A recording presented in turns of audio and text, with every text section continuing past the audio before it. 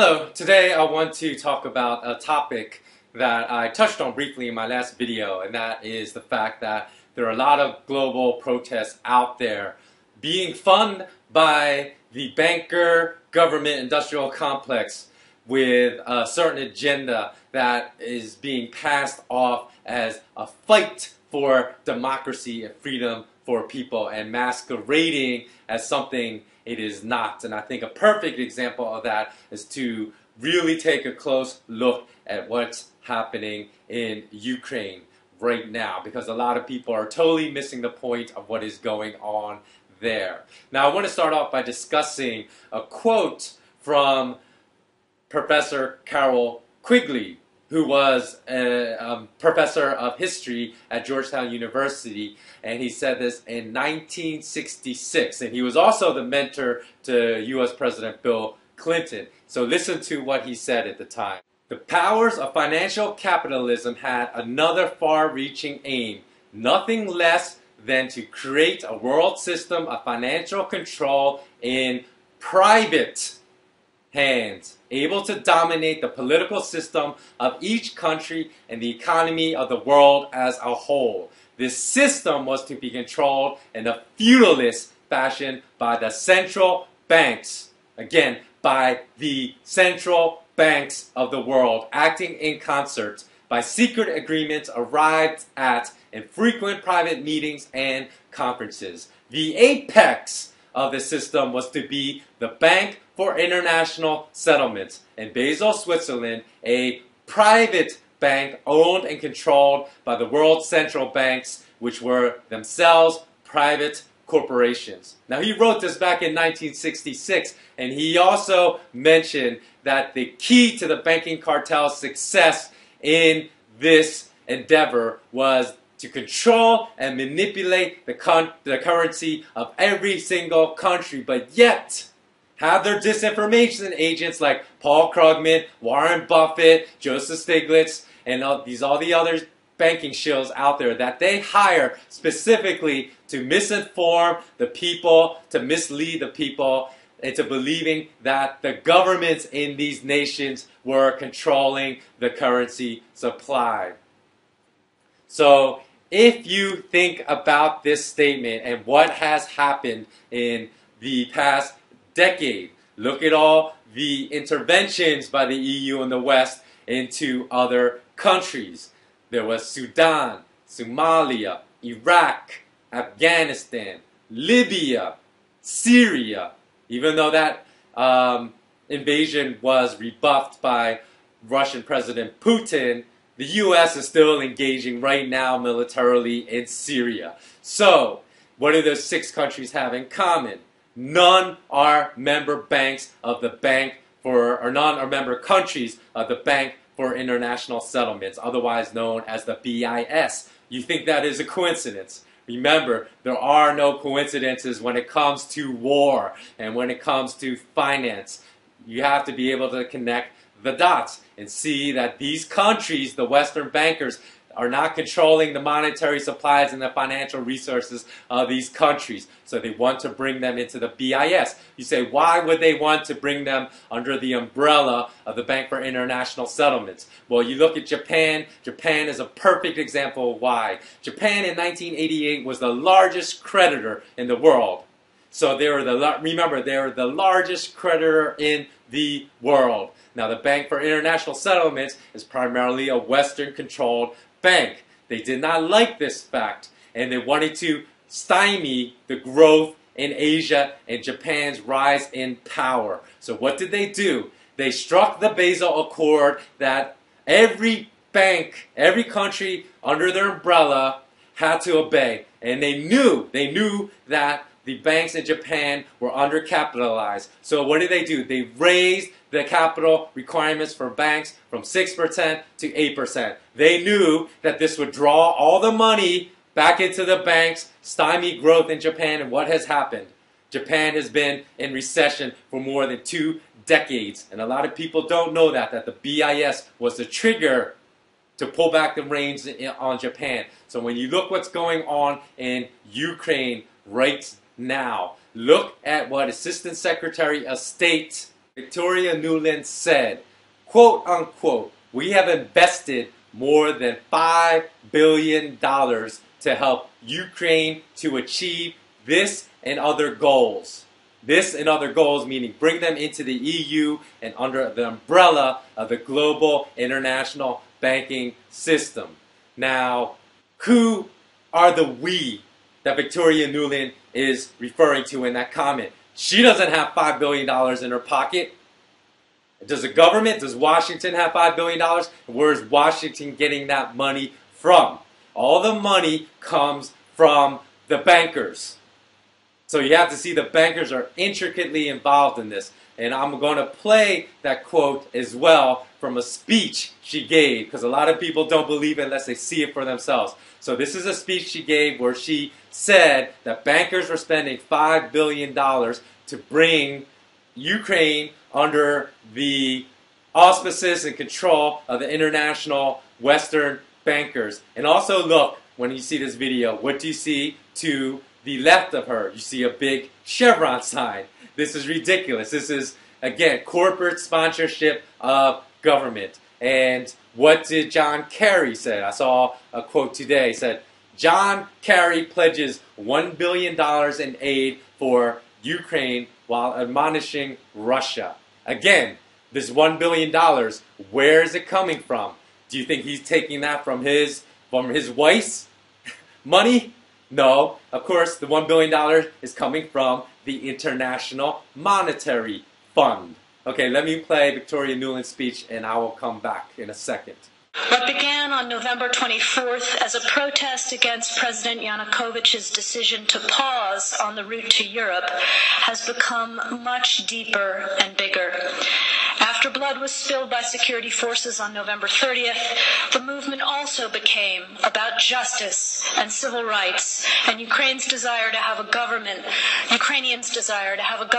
that respects them, that listens to them, that protects them, and that provides for them. A modern democratic government. That was palpable when I made my first visit to the Maidan on December 5th. When Ukrainians say they are European, this is what they mean. And as one very prominent Ukrainian businessman said to me, the Maidan's movement's greatest achievement is that it has proven that the people of Ukraine will no longer support any president, this one or a future one, who does not take them to Europe. The United States has supported Ukrainians as they build democratic skills and institutions, as they promote civic participation and good governance, all of which are preconditions for Ukraine to achieve its European aspirations. We've invested over $5 billion to assist Ukraine in these and other goals that will ensure a secure and prosperous and democratic Ukraine. Now that you finished watching Victoria Nuland's speech, did you notice the deliberate use of vocabulary in her speech? Words like liberty, freedom, democracy, Ukraine's desire to be European. See, it's all a bunch of propaganda.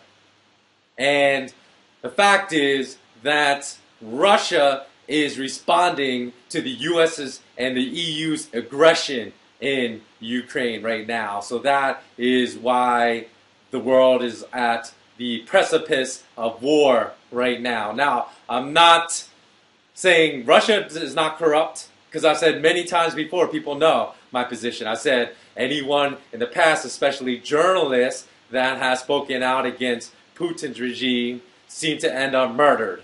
So it looks like today's bankers are taking the same cue from Putin and killing all the top Forex bankers, all the top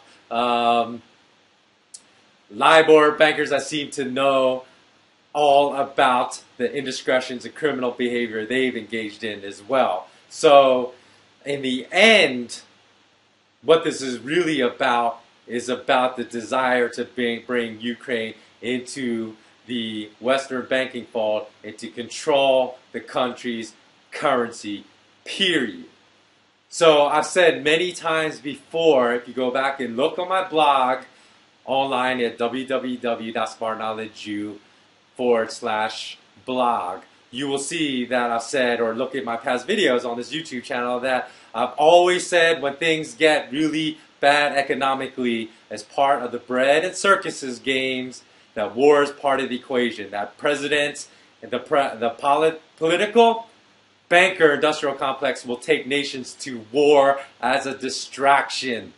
So it's just part of the circuses that the gladiator games, professional sports are part of, that entertainment is part of. So the sorry thing about it is that people don't even recognize the severity of the situation in Ukraine right now.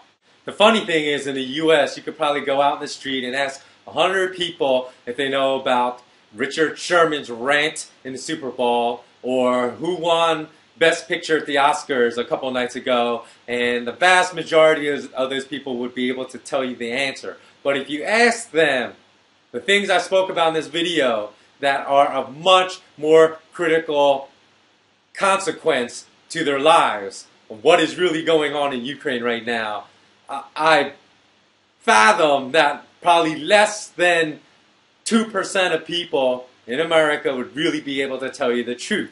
So the sad thing is, the circus that is like a big three-ring circus, people concern themselves with the great show that is of no consequence to their lives, like entertainment and professional sports. But the other part of the circus, the wars, people don't care about. Now listen to what a very former high-level cabinet member said, Paul Craig Roberts. And he was a former assistant U.S. Treasury Secretary. And the crazy thing about this is, and although my dad is the only one that can confirm this, I told my dad last night, I said, the crazy thing is, this situation, this crisis in Ukraine right now is more dangerous than the Cuban Missile Crisis. But yet, no one even realizes it. And guess what I read today, this morning? I woke up and I went on the internet to see what was being written about Ukraine. And again, Paul Craig Roberts, very former high-level U.S. cabinet member, said, quote unquote, well, we now have missile bases on Russia's border with Poland. If we add the Ukraine, it's likely giving Russia 2 doses of Cuba.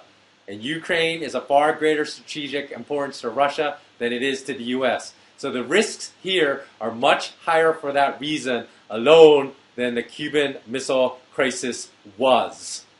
So he was calling this basically more critical than the Cuban Missile Crisis. He said the second reason is that the quality of American leadership today is not anywhere close to what it was when John F. Kennedy was president. Kennedy contained the situation. He stood up to the warmongers, to the generals, and back-channel communications with Khrushchev. Now, he goes on to say that there is a group of, quote-unquote, Dr. Strangelove types that believe that the U.S. could launch a nuclear attack against Russia with no consequences in the United States.